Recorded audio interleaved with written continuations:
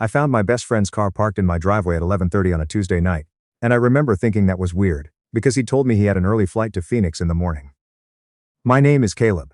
I was 31 years old, working as a project manager for a mid-sized construction firm in Charlotte, North Carolina. I'd been with my fiancée for 4 years. We were 6 weeks out from the wedding. I'd gone to grab takeout after a long day on site. Thai food, the place on Park Road she always liked. I was going to surprise her since she'd texted earlier, saying she was tired and wasn't going to cook. My buddy Marcus. Wait, no. I need to use a different name because this man doesn't deserve to share a name with anyone decent. I'll call him what he was. My best friend. I'll call him that right up until the moment he stopped being that. His name was Troy. Troy and I had been friends since 7th grade. We played JV baseball together.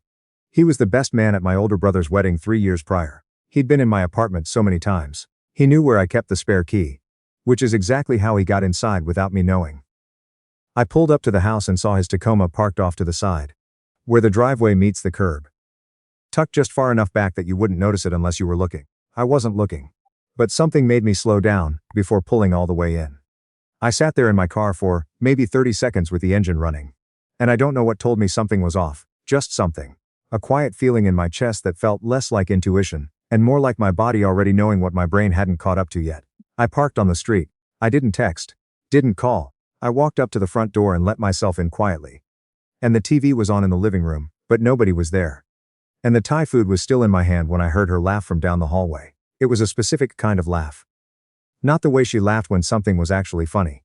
A softer one. The kind I hadn't heard from her in a while. I've gone back to that moment 1,000 times. The specific weight of the paper bag in my hand. The way the AC clicked on right as I reached the hallway. The smell of the food, lemongrass and peanut sauce. That I will never order again as long as I live. The door to the bedroom was not fully closed. I won't put every detail here because some things you carry alone. But I'll say this. There was no ambiguity. There was nothing to misinterpret. And my best friend since 7th grade, my best man, had the nerve to look at me with something that wasn't even guilt. It was closer to relief. Like he'd been waiting for me to find out. I put the Thai food down on the floor of the hallway. That's what I remember doing. Just setting it down very carefully. Like I didn't want to spill it, and then I walked back out of the house. I drove to a gas station on Central Avenue and sat in the parking lot for almost 2 hours. I called nobody. I didn't cry. I just sat there in the quiet, and tried to locate the version of myself that had existed 3 hours ago. The guy who'd been annoyed about traffic on I-77, and thinking about whether to get the green curry or the pad CU, and I couldn't find him anywhere. She texted me at some point. Something like, "Where are you? I made dinner." I looked at the text and put the phone face down on the passenger seat. Troy did not contact me that night. When I finally drove back, his truck was gone. She was sitting on the couch in her pajamas. And when I walked in, she started talking immediately. Like she'd rehearsed it. The whole thing. It only happened once. It didn't mean anything. I was scared about the wedding. I don't know why I did it. Please just talk to me. She was crying before she even finished the first sentence. I stood in the doorway of my own living room, and I listened to the whole thing. And then I asked her one question. "How long?" She looked at the floor. "How long?" I said again. She told me 3 months. I walked into the bedroom, packed a bag, and drove to a Hampton Inn off the highway.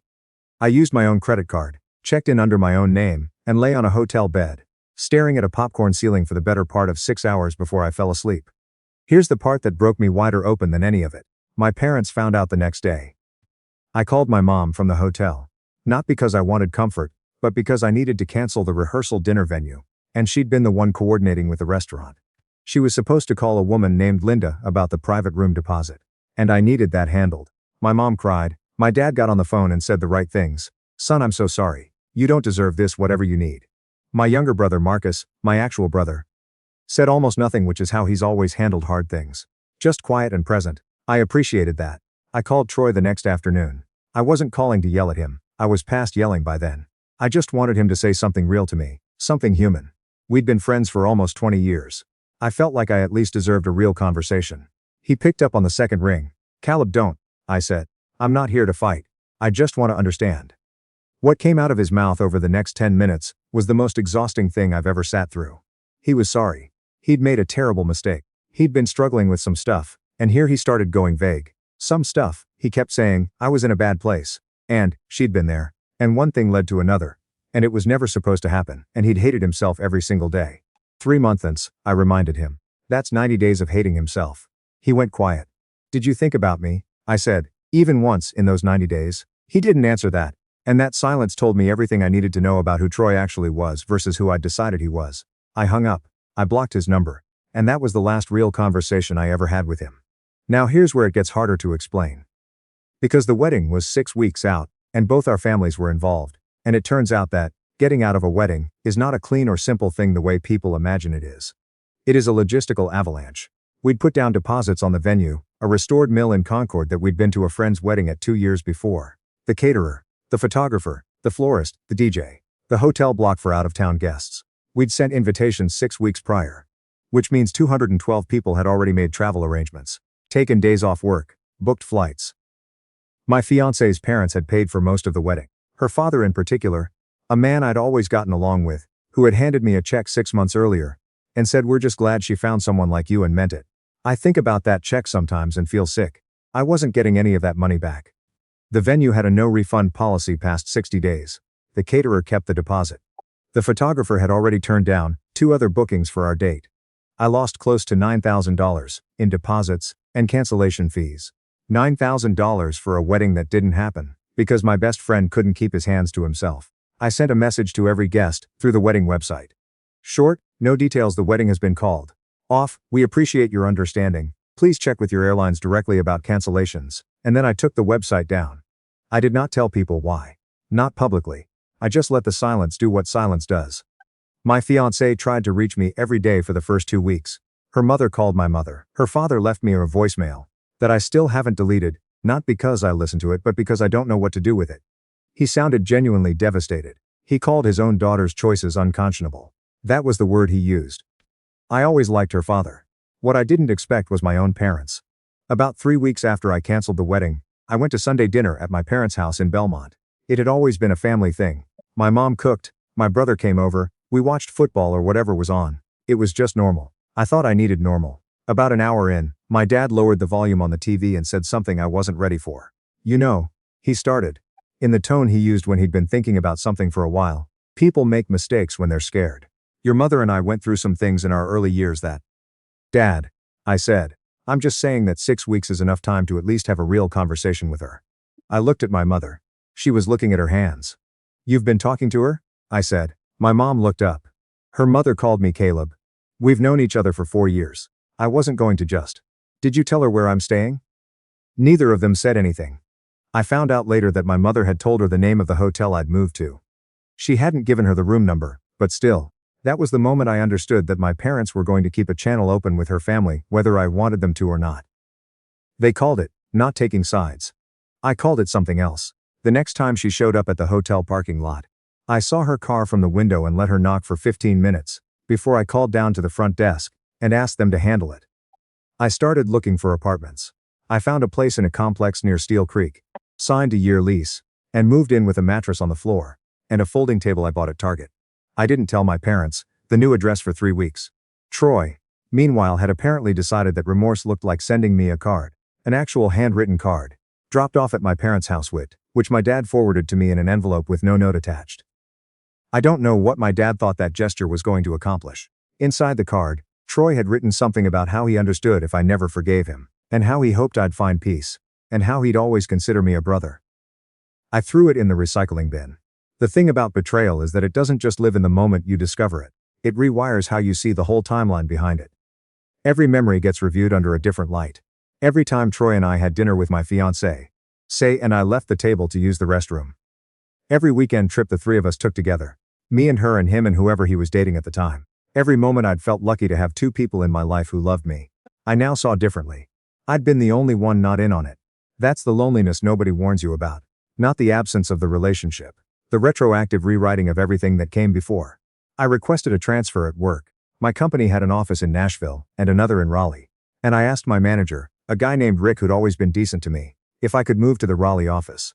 I told him my personal situation had changed, and I needed a fresh start. He didn't ask for details. He processed the transfer in 2 weeks. I gave up the Steel Creek apartment, which cost me 2 months of rent to break the lease, loaded what I owned into a rented truck, and moved to Raleigh on a Thursday in early November. Nobody threw me a going-away party. My brother helped me load the truck and drove with me to Raleigh, and then took the train back to Charlotte. He bought me lunch at a barbecue place in Garner, and didn't say a single unnecessary thing the entire day. I love my brother, I don't tell him that enough. My parents called the night I arrived in Raleigh. My mom said she hoped I'd let this help me heal and that she was praying for me. My dad asked about the new apartment and whether I'd gotten renter's insurance. That was the whole call. We were civil. But there was a distance between us now that hadn't been there before, and we both felt it, and neither of us said so. I built a quiet life in Raleigh. I want to be honest about that, it wasn't some triumphant montage. The first 8 months were genuinely hard. I went to work, I came home. I cooked simple things, eggs and pasta and whatever was on sale, at the Harris Teeter 2 blocks away. I watched too much TV. I slept too much on the weekends. But I also started running. Not because I'd decided to better myself or whatever, but because I needed something to do with my body that wasn't sitting still. I ran the Greenway along Lake Johnson in the mornings before work. 3 miles became 5. 5 became 8. A coworker talked me into signing up for the City of Oaks half marathon. And I finished it in 1 hour 52 minutes, which for someone who'd never run a race before, is not embarrassing. I made a couple of friends through work. Nothing intense. Just people to get a beer with on Fridays. People who didn't know anything about Charlotte or my fiancé or Troy. People who just knew me as Caleb from the Raleigh office, who was good at scheduling and bought coffee for the team on Fridays. I started seeing a therapist named Dr. Okonkwo, who wore reading glasses. She never actually used to read anything, and asked me questions I didn't always want to answer. She was the one who pointed out that I was more angry at my parents than I'd admitted to myself. She said something I still think about. The people who were supposed to protect you chose comfort over loyalty. She meant my parents. But she might as well have meant Troy too. About 14 months after I moved to Raleigh, I met a woman named Jess at a friend's birthday thing. She was a physical therapist. She grew up in Greensboro. She had exactly zero tolerance for small talk and called people out kindly when they were being full of it. We dated slowly, no pressure, both of us a little gun-shy. It worked. I was happy. Not the performed version of happy you show people to prove you're fine. Actually happy. In the low-key way that feels more real than anything you announce. 4 years and 3 months after I left Charlotte, my mother called me on a Wednesday afternoon while I was driving back from a job site. I saw her name on the dashboard screen and let it ring for a moment before I answered. Hey Mom. She sounded different right away. Something thin in her voice, like the air had been let out of it. Caleb. She stopped. I need to talk to you about something, and I need you to just hear me out before you say anything. I turned down the volume on the radio. She told me that Troy had been struggling, that he and my ex-fiancé had broken up. Which I had not known. The information landed strangely, and that things had gone wrong for him in a few different ways. He'd left the company he'd been at for 6 years, started a landscaping business that didn't take off the way he'd hoped. He'd borrowed money from people. He'd moved in with his parents in Mint Hill, which at 34 years old is not where most men want to be. He came to us, my mother said carefully. I said nothing. He came to your father and me. Caleb, he's in a bad spot. He doesn't have anyone. And he wanted to know if there was any chance you might. No, I said. You don't even know what I'm going to ask. I know exactly what you're going to ask, Mom. The answer is no. She went quiet for a moment. And then, in a voice that I think she meant to be gentle, but came out as something else, she said, he misses you. And I think if you're being honest with yourself, part of you misses him too. I pulled into a parking lot, because I didn't trust myself to keep driving. I sat there, and I thought about what I wanted to say. I thought about the hotel parking lot in Charlotte. I thought about the card in the recycling bin. I thought about the Sunday dinner where my own parents sat across from me, and quietly signaled that they thought I should reconsider. I thought about the $9,000. About 14 months of eating eggs alone in a Raleigh apartment. About the retroactive rewrite of every memory that used to make me feel loved. Mom, I said. I want you to hear me clearly on this. Caleb, please let me finish. She went quiet. I don't doubt that he's struggling. And I'm not happy about that. Because, I'm not that kind of person. But what he is now, whatever he's going through, is the result of choices he made. Choices he made while I was in that house. While I was planning a life. While I thought he was my friend. He had 90 days to stop. He didn't. And then he sent me a card. My mother didn't say anything. I rebuilt something after all of that. I did that alone. I didn't ask either of you for help. I didn't ask Troy to feel bad about it. I just went somewhere new and built something. And what you're asking me to do right now is to open a door that I shut very deliberately. People change, she said quietly. Maybe they do, I said, but that's not my project. I heard her take a breath. I heard something that might have been crying, or almost crying. I love you, Mom. I do. But I'm not going to do this. I ended the call carefully, with no anger in my voice. I sat in the parking lot for a few more minutes. The sun was doing something low and golden through the windshield. I could hear traffic on the highway past the tree line. And then I called Jess, and asked what she wanted for dinner. I've had a lot of time to think about what loyalty is, since all of this happened. I used to think it was a permanent thing. Like a structure you build once, and it stands forever. Troy had been my best friend for almost 20 years. And somewhere in my mind I'd filed that away, as a permanent fact about the world. He was my best friend. The way Charlotte was my city. The way my parents were my parents. I thought those were load-bearing walls. They're not. Necessarily. That's the thing nobody tells you when you're young. The people who occupy those roles can decide at any moment that something else matters more to them. And you don't get to vote on that. You just have to figure out what to do next. What I did next was drive to Raleigh and learn to make a different kind of life than the one I'd planned. And the honest truth, the thing I wouldn't have been able to say for at least the first 2 years, is that I think my life is better now than the one I was heading toward. Not because what happened was okay. It wasn't. Not because I forgive any of them. I don't, particularly. But because the version of me who walked into that hallway, with a bag of Thai food, and came out the other side is someone I understand. Someone who knows who's actually in his corner. Someone who stopped letting the wrong people define what loyalty looked like.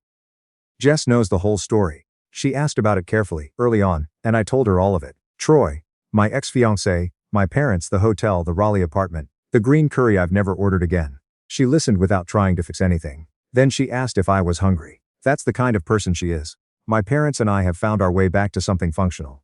It's different than it was. There's a layer of honesty between us now. That's maybe less comfortable but more real. My mom has mostly stopped mentioning Troy. My dad called me last fall to tell me he was proud of how I'd handled things, which is not a thing he usually says, and it landed harder than I expected. My brother is still exactly who he's always been. Quiet, present, never said a word more than necessary. I never found out if my ex-fiancé and Troy were still together, or if they'd been in touch after their breakup, or what any of those people are doing now. I don't particularly want to know. That chapter isn't mine to track. What I know is this: Troy came to my parents' house, hat in hand, struggling and looking for a lifeline. And my mother called me to relay the message, and I said no. Clearly, without meanness, without the satisfaction of anger, just no. Sometimes no is the most important thing you can say. And sometimes the kindest thing you can do for yourself is to say it without apologizing afterward. I drove home that Wednesday evening, and the sun was down by the time I got there, and Jess was already in the kitchen, and something smelled good, and I put my bag down by the door, and just stood there for a second. I thought about that parking lot in Charlotte where I'd sat alone at a gas station for 2 hours, trying to find the version of myself that existed before I walked down that hallway. I found him. I found him eventually. He just lives in Raleigh now.